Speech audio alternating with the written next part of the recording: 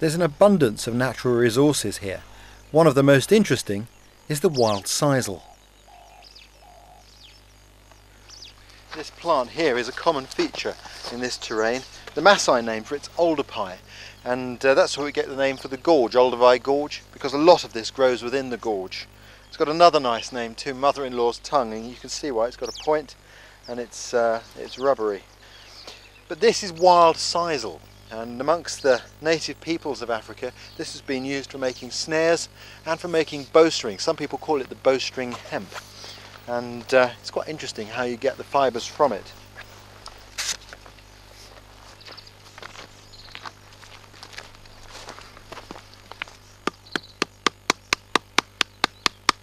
A very succulent plant.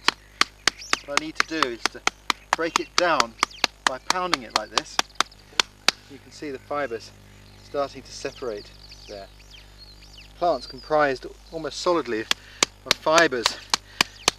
I learned to do this from Bushmen down in the Kalahari. The pounding is just the first stage. You can see the plant softening now, and what I want to do is to split it open like that, all the way down its length. Pound it just gently now. So now on the other end of the stick I've carved it to form sort of a blade shape like that. I'm going to use that now to scrape out the pulp. Now you get to a point where some of the fibres are starting to lift out from the pulp. What we do is we comb those out like that.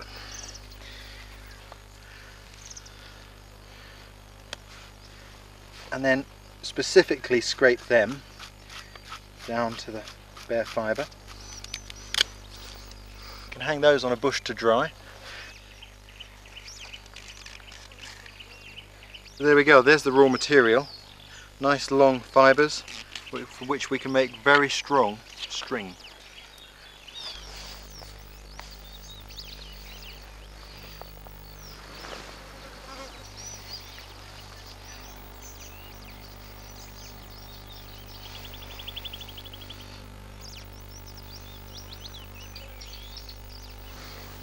Just add new fibres in as you need. The key thing is to keep these strands equal thicknesses. If one gets thinner than the other, it will tend to wrap around the thick one, and then you only have the strength of one strand rather than the strength of the two combined. These sorts of skills are disappearing because of the availability of man-made fibres, but you think about it, there's not a lot of effort involved in making this stuff, and it's completely biodegradable and just simply grows back.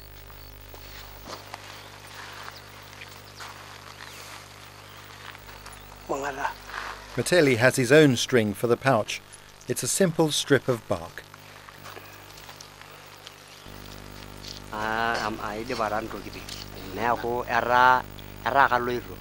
He said that, well, I'm ready. I have, I'm going on a journey, and I have the sword, a spear, and a stick with his food when he's going a long distance traveling.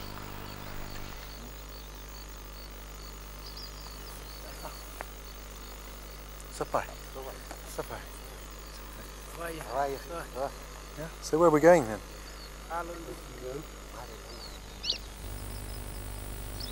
With Mateli ready at last, we were off across the vast open plains.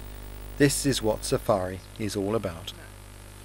The experience of being on foot has always inspired me. It's so different from being in a vehicle.